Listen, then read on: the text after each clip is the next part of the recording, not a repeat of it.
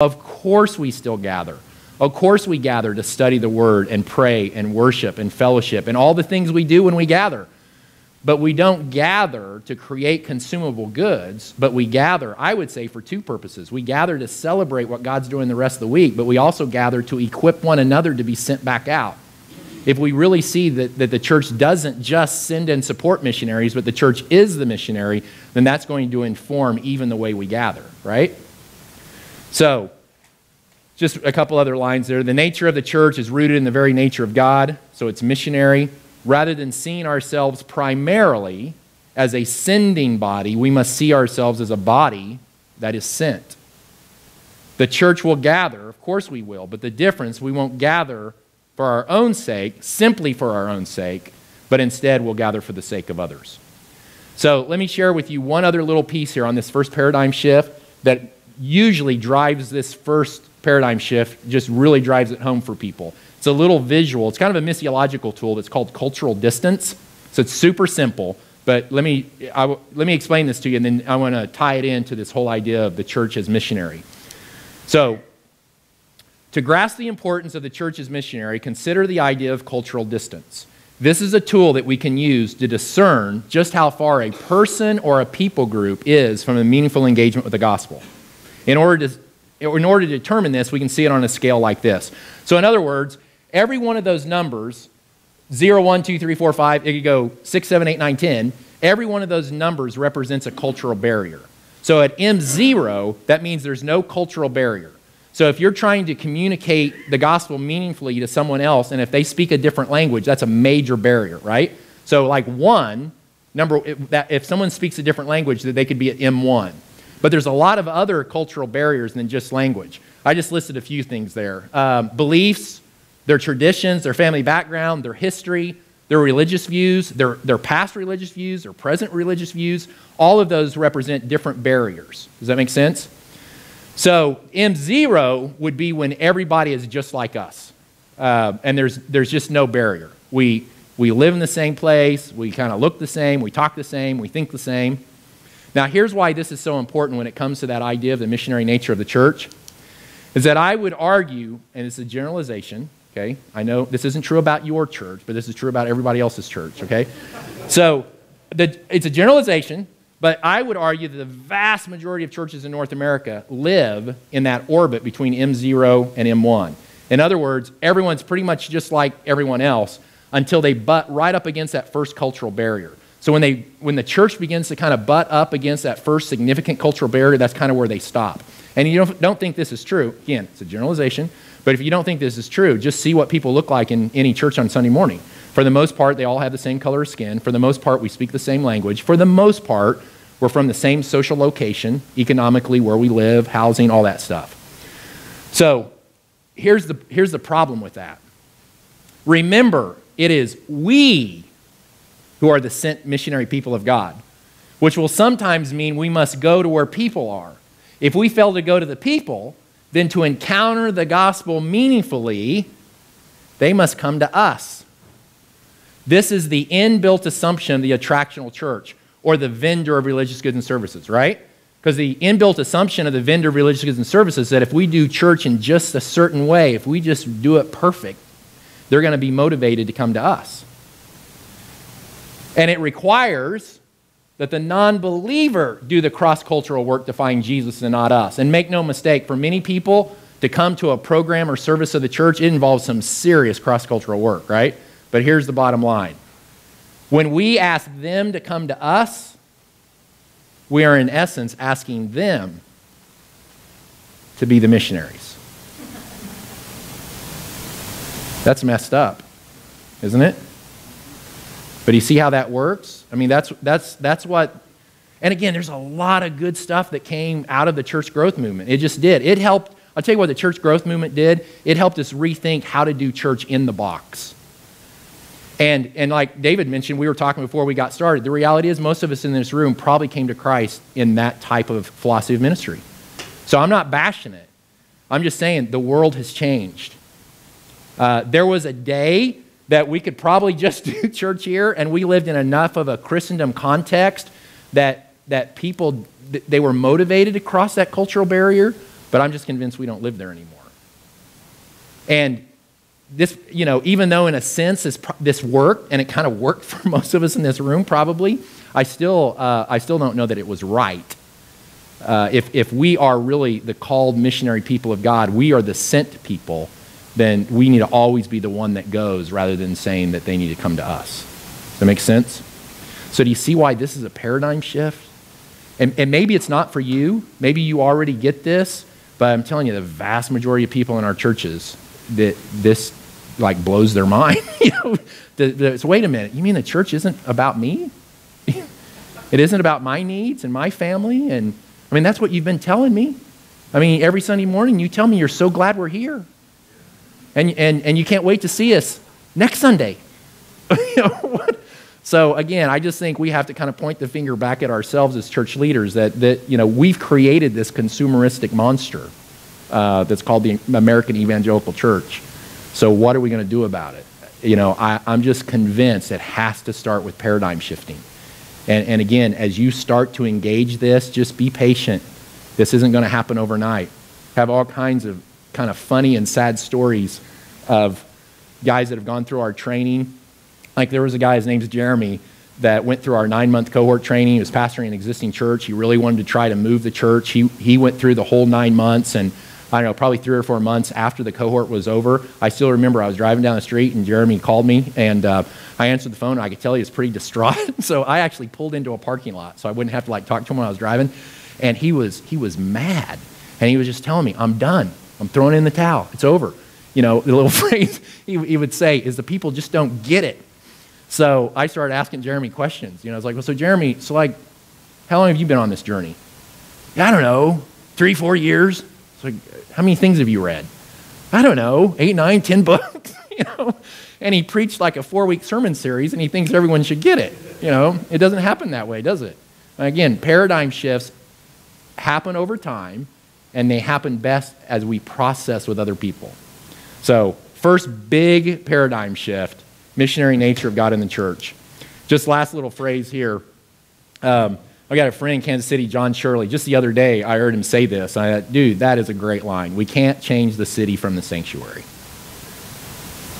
We think we can, but I don't think we can. So let me tell you one other really quick story, and then we'll go to the second paradigm shift. I was just telling Michael this because this is really new. So I'm going to try to make a long story really short here. So we have one of our churches in Kansas City. It's actually called First Southern of Overland Park. It's been there for, 60 or 70 years. And the pastors have been there for about 20. At one point, the church was running close to 300, and now it's down to about 40. Pastor's a sweet guy. I love him. But the last year, he's just been grabbing for straws. I mean, he's wanting to know what's the newest program, what kind of gimmick, what can we do in the church to try to help the church grow again. He got a new worship leader. Now they're talking about changing the name. But everything that he's wanting to do, it's all about in the church. Does that make sense? Surely he's just convinced there's something. What's the new church doing, or what's this church doing that we could do here to try to bring life back to the church? Well, that's been going on for about a year, maybe a year and a half. Well, 6 months ago, we had a church planter move to Kansas City. His name is Dave and Rivers Parton. They moved from Pennsylvania. And man, the very first time I met Dave, I just loved him. He was a missionary overseas in Europe, he and his wife for several years, so he knew the context here is different. But they moved in. So when he first came to Kansas City, we took a couple of trips and just did a lot of kind of prayer walking and prayer driving, trying to discern where are they supposed to live. And they did a great job of kind of discovering what God's doing and where are they supposed to plug in. Well, they ended up moving into a neighborhood 2 blocks from First Southern Overland Park. They've been there 6 months. And they've just they've been listening what the Lord's doing. They've just been investing into the neighborhood. Their kids have started going to this elementary school. Some other people that joined them to plant the church, they sent their kids to this elementary school. They started discovering the needs of the elementary school, just loving on that school. Well, just 2 weeks ago, there was a missions team from a church in Alabama. It was in Georgia, that wanted to come up and help him. So Dave went and talked to the principal at the school and just asked if we had a group came in and helped you with the school, what could they do? Well, he had a whole list of things. Well, I was just telling Michael, just last night, Rivers sent me this email. I just got to read it to you. And then I'll tell you kind of the cool story here. It's real short. I should have pulled this up before. Sorry. Here it is. So there is a Christian teacher at the school. She's not a part of the church, but she knows Dave and Rivers, and the principal is not a believer. But just yesterday afternoon, Rivers sent me this email from the Christian teacher. She says, Rivers, you bless the socks off of our school. She said, I just sat in Justin's office for over 15 minutes. Justin's the principal. For over 15 minutes this afternoon, listening to him rave about how much you have invested in our school, loved our community, volunteered a ridiculous number of hours in the heat, and brought in other groups to serve us. He showed me the before and after pictures of the courtyard renovations. Absolutely amazing. And then Dave is the husband. She says, Dave, he so respects you and what you stand for, he's thinking about asking you to come in and be some sort of motivational speaker. How cool. A motivational speaker. That's funny. And then she writes, not too far from preaching, huh? And then it says, I can't tell you how much I beam when I hear him saying that you all and your church, how much you've been loving our school. He doesn't know the Lord, but he sees what you all do, and it blows him away. It just says, so thank you for being Jesus to Justin and all the rest of us.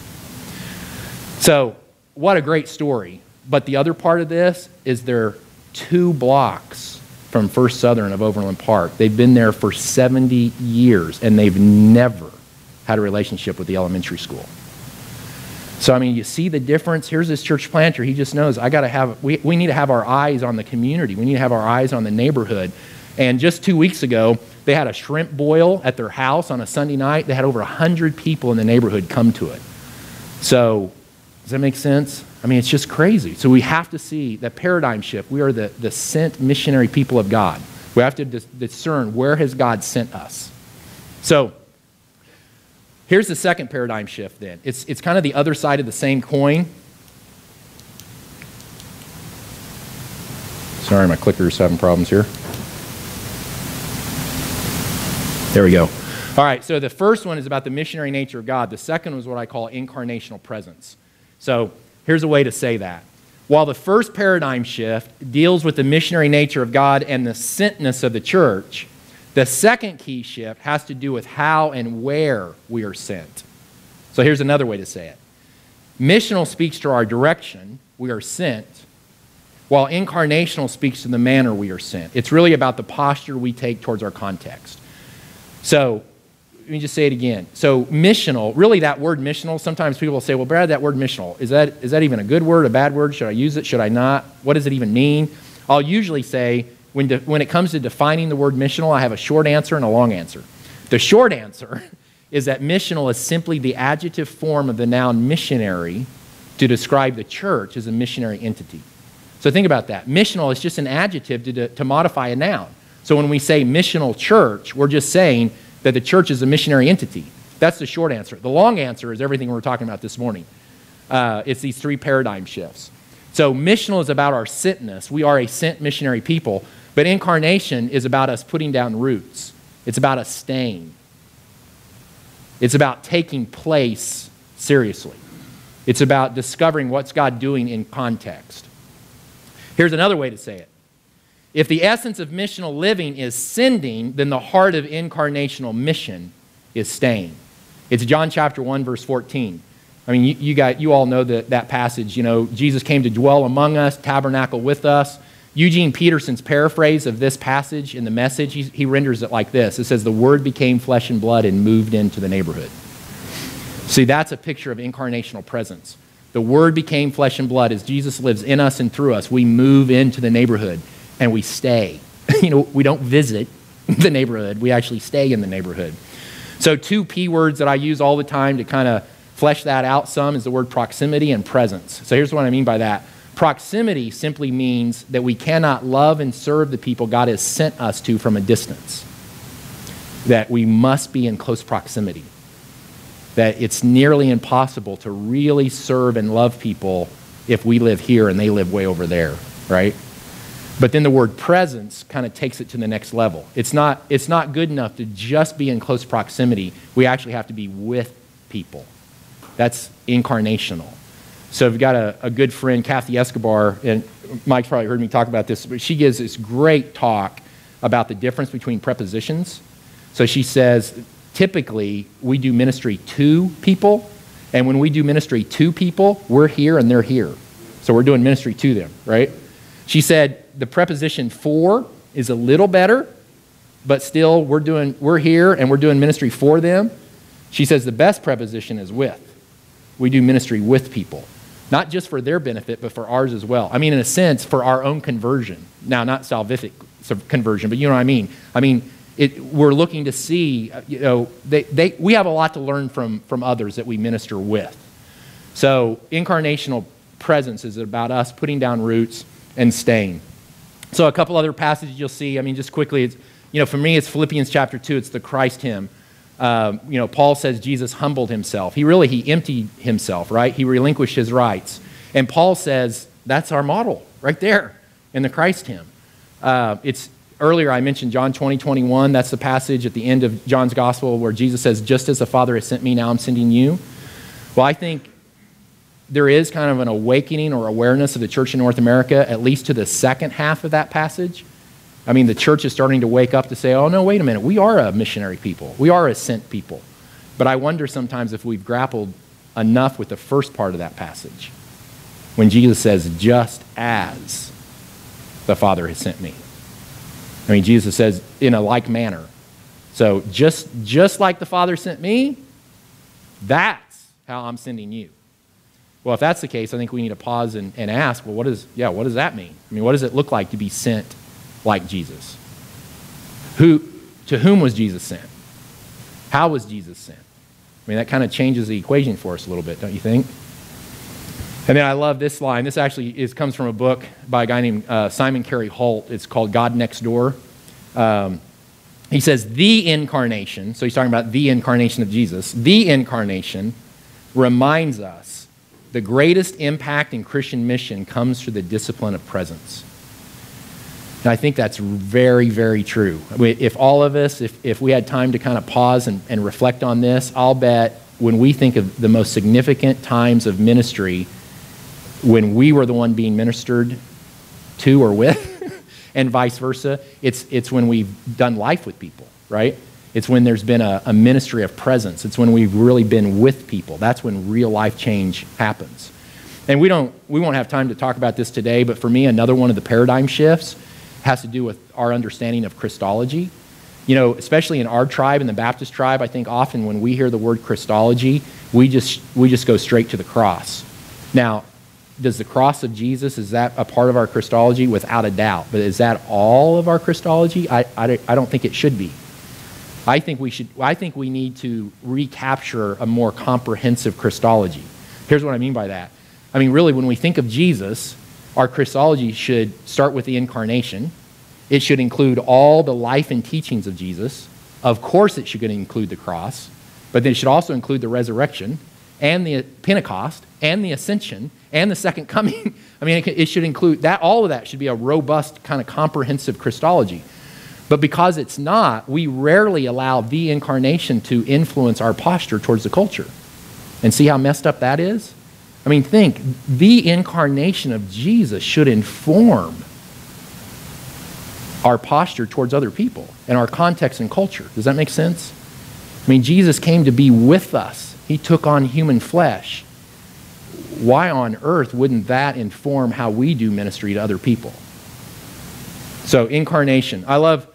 This is a quote from kind of a seminal book. It's it was about 12 years ago. This was one of the books kind of early on that got me thinking, you know what, there's got to be another way to think about this. So it's a book just called The Missional Church, 1998, I think it was published. Daryl Guter was the editor of the book. And then I don't know, probably a couple months ago, I was going back and rereading this book, and I came across this quote, and I just thought, oh, this is a great quote to kind of sum up those first two paradigm shifts about being with and for. So Guter writes this: in the incarnation of Jesus, God revealed himself as the one who was with and for his creation. I mean, got to agree with that, right? I mean, just think of it. In and through the incarnation of Jesus, it just showed us that God is with us and God is for us. He's for his creation. Then Guter goes on to say, now, as the risen Lord sends his Spirit to empower the church. Now it's we who are called to become God's people present in the world with and for the world. So we are a continuation of Jesus' ministry. I mean, we are the body of Christ, right? To be with and for the world. So here's an Old Testament picture of this for me. Old Testament picture of incarnational presence. So I think the best New Testament picture is the incarnation. It's John chapter 1, verse 14. But I think this is a good Old Testament example. So Jeremiah chapter 29, most of you are familiar with this story, this passage. I probably underestimated my understanding of the context of it the first few times I ever read Jeremiah. Just the fact that the Israelites hated being in Babylon, right? I mean, the Babylonians were wicked people. They hated their captors. They didn't want to be there. They wanted to go home. But in the midst of it, God says, just get over yourself, right? Here's what I want you to do. Now, I like this passage because I think it's kind of an Old Testament picture of incarnational presence, but I also like this passage because here's another example of sending language. It happens twice in this short little passage. I mean, the fact is God sent them into exile. So, John chapter 29, just 4 through 7, says, "Thus says the Lord of hosts, the God of Israel, to all the exiles whom I have sent into exile from Jerusalem to Babylon." So again, they hate being there. They want to go home. And God says, here's what I want you to do. Build houses and live in them. Plant gardens and eat their produce. Take wives and have sons and daughters. Take wives for your sons and give your daughters in marriage so that they'll bear sons and daughters. Multiply there, do not decrease, but seek the welfare of the city where I have sent you into exile, and pray for the Lord on its behalf, for in its welfare you will find your welfare. So this is a fabulous book. Again, it's not the easiest read in the world. I'm a little embarrassed to tell you, about a year ago, I had a friend of mine recommend, he said, "Brad, you've got to read this book. It's called To Change the World." As you can see, it's by James Davison Hunter. So I went and bought a hard copy of it, and I just started from page 1, started reading it, and really, like, by page 5, it was like, this isn't grabbing me. I mean, maybe I don't understand it. I don't know what he's doing. So I put it down. And then about 6 months later, I woke up in the middle of the night. I don't know, it was like 2 o'clock in the morning. I got on my computer reading things, looking at the news, and I had this thing pop up from Amazon that said, since I bought the hard copy, I could download the Kindle for like 99 cents. So I thought, hey, I didn't read it the first time, why not buy it again, right? So I bought the Kindle, and I went ahead and just started reading. But this time, I started to kind of get a lay of the book, and what the book is 3 huge essays. So the first 2 essays are about what Hunter describes as failed attempts of the evangelical church of changing the world. So for example, one of the essays is on political engagement. So he was saying in this essay that we evangelicals thought sometime back that if we got all the right people in the right offices, we would change the world. How's that working out for us? You know, let's not go there, right? The second essay is on what, I don't know if he uses this word, but it's really on conversionism. So he said, well, the evangelical church thought that if we just converted enough people, they would think properly about biblical things and we would change the world. Now, he's not down on, and it's not about a critique on evangelism, but it was just like, we just thought, that's it. If we just convert enough people, the world would begin to change. Well, the third essay is on this. It's on incarnational presence. He calls it faithful witness, that we need to be he calls it a faithful presence. Well, what I did when I kind of got the lay of the book, I just went to the third essay on the Kindle, and I just started reading the third essay, and I was so taken by it that finally I went back and read the rest of the book. So, but here's what's interesting. The third essay, really the whole essay, is an exposition of Jeremiah chapter 29. So here's a quote from Hunter's book that I think, and then I want to go back to the passage after we read this. But I just thought he does a really good job to kind of help put us into the context of this Babylonian captivity and their relationship with this hostile culture of the Babylons. He says, it would have seemed reasonable for the Jews to be hostile to their captors. Okay, so let's pause there for a second. That makes sense, right? I mean, they hated him. They were wicked. So for them to be hostile to him, we might say, yeah, maybe that's not right, but I get it. I mean, I get that they're hostile towards him. He says it would also have been natural for them to withdraw from engaging the world around them. So if they just say, you know what, they are so wicked, we're going to go up to the mountains. We're going to create a monastic community, and we're going to withdraw and get away from these wicked people. Now, that doesn't happen today, does it? Okay, just saying. He says, by the same token, it would have been easy for them to simply assimilate with the culture that surrounded them. So they could have just said, why fight them? Let's just join them. We'll just become like the Babylonians. He says any of these three options would have made sense in human terms. Once again, we might say, okay, maybe that's not right, but I kind of get it. I kind of get that they did that. Well, here's one more quote. He says, however, God was calling the Israelites to something radically different. Not to be defensive against, isolated from, or absorbed into the dominant culture. But instead, he was calling them to be incarnated within it. He was calling them to dig into the places that he had sent them. He was calling them to stay where they would be doing life for a very long time. So now in light of that, let's go back to that passage. Because here's the thing, and again, I just think this speaks to incarnational presence. This isn't rocket science. I mean, this is just normal, everyday kind of living, is it not? But just look at the things God calls them to do. Number one, he says, build houses and live in them. Now, I don't know if they rented, but it was like, don't put up a tent. I mean, for me, it's like, have a life. Build a house and live in it. Have a good life. Live in that house. Build. Stay. Then he says, plant gardens and eat their produce. So plant a garden. And it's not just plant a garden and leave. But you're going to plant a garden. There's going to be a harvest, and I want you to enjoy it. I want you to enjoy the harvest. I want you to enjoy the produce. Then he says, have children. So again, think. They're saying, I want out of here. And he's saying, have children. So we know that doesn't happen overnight, right? Have children. But then the next one's funny to me. Marry off your children so they'll have children. So he's talking multiple generations. I mean, at this point, don't you think the Jews are going, dang it? How long are we going to be here? And then he says, seek the welfare of this city you hate. He doesn't say hate, but that's what it is. I know you hate it. Seek the welfare. Pray for your city. So what's the point of this as it relates to incarnational presence? Just that last line there. All right, the point is that the way the kingdom takes root in the lives of people and ultimately changes a city is by exiles living normal, everyday lives as a citizen of the king in every neighborhood and public place that makes up a city.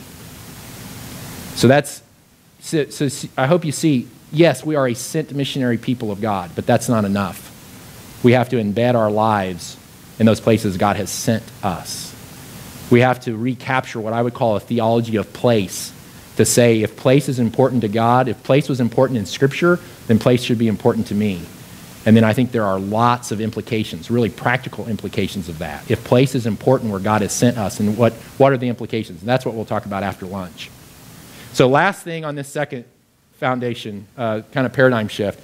We won't take too much time with this, but inevitably when you talk about kind of this missional, incarnational thinking, over against kind of the vendor religious goods and services, people inevitably will say, well, is this an either or? Does this mean everything I've done in the past is wrong? Does this mean I need to blow everything up? And I like to say, no, it's not an either or. I really do believe it's a both and. And for me, the best way to kind of visualize that is on a continuum. So this is something that I've been playing around with for 6 or 7 years. And this little image is in this book, The Missional Quest. And then I take, probably 6 pages to kind of unpack it. But let me do just a little bit of that here. And then what I want to do is just share with you how I like to use this image. There's 3 ways I like to use this. So first off, notice it's a continuum. So this end of the continuum is much more attractional, and then that end of the continuum is much more missional, incarnational. So in the book, I think I call this kind of 5 expressions of Christian living, or 5 expressions of ecclesia, 5 expressions of church. In other words, these are categories of different ways we live out the Christian life as the body of Christ. Now, it's not comprehensive. It's not an end-all. You could probably come up with some of your own categories, but it was just my attempt to say, okay, there are these different ways we kind of live out different expressions of the church.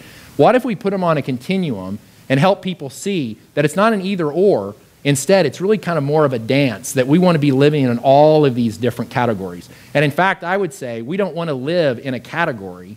We want to live on a continuum. But what I find myself doing is I think the church in North America pretty much just lives right here. So sometimes I may come across as being kind of negative towards this, but I'm not. I just find myself, I want to be on that end of the continuum, though, pushing the church that direction. Because I think we do this pretty well. I mean, we are a gathered people, right? I mean, we kind of have the gathering thing down pretty well. So here's the point. So this in the continuum of these categories, much more attractional. This end, much more missional, incarnational. This end of the continuum is much more of a come and see mentality. That end of the continuum is more of a go and be. This end of the continuum is more of a field of dreams mentality, build it and they will come. That end of the continuum is more of a John chapter 1, verse 14. The Word became flesh and blood and moved into the neighborhood. So here's what I'd like to do. Let me just share with you very briefly what I mean by those 5 categories, and then again, let me share with you how I like to use this. So this first one's pretty self-explanatory. Corporate gatherings. It's just whenever we gather together as the body of Christ in a larger kind of setting, okay? Right or wrong, good or bad, it's much more attractional. I mean, I hope when we gather together, let's say on Sunday mornings, that we don't repel people from the way we gather, right?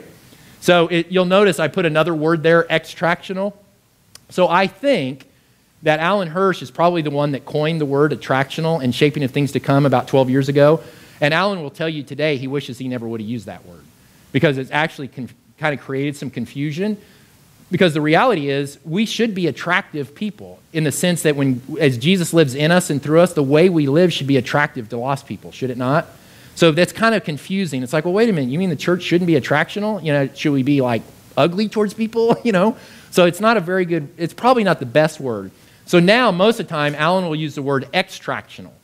So what he means by that is you go back to cultural distance. Remember if we finally get that we do need to cross the barriers to go to people, extractional means when we reach somebody, we think we need to uproot them from their context and have them come live in the Christian bubble. That's extractionalism. So that might be another way to think about it. So it's attractional / extractional.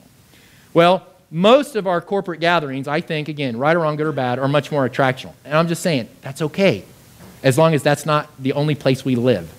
So one step removed is, there's 3 little phrases or statements there. You'll see it says outreach events, classes, and small groups. Here's what I mean by that. So a class would be like parenting seminar. So it's still, let's say it's at the church, so it's still somewhat attractional because you're hoping parents are going to come to the church for a parenting seminar you're doing. But it's one step to remove, let's hope, because someone in your church has been in the community enough to recognize there's a jillion kids and parents don't know what to do with them. So you say, hey, as a church, let's be a blessing to our community and let's provide some training for parents just on how to parent better. Does that make sense? So you see, it's still somewhat attractional, but it's one step removed. Outreach events, same way. Let's say you decide this year that if your church does something like a block party or a vacation Bible school, you decide to do it at the park instead of on the church campus. Well, it's still somewhat attractional because you're trying to get people to come to it, but it's one step removed, let's say, because you're not doing it on the church campus. Does that make sense? So small groups, the difference between small groups and missional communities,